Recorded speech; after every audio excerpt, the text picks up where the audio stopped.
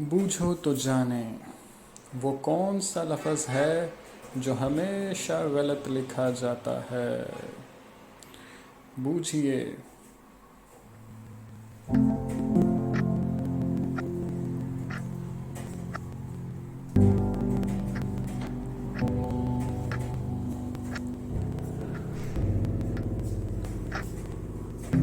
आपका वक़्त ख़त्म हुआ। वो लफ्ज़ है गलत। अब बताइए कि वो कौन सी जगह है जहाँ सुबह से पहले दिन आता है। सोचिए भाई।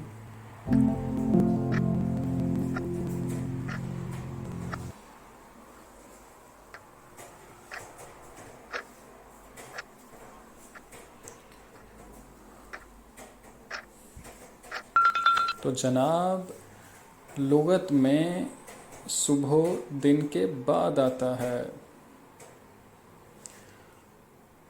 बताइए वो कौन सा महीना है जिसमें 28 दिन होते हैं।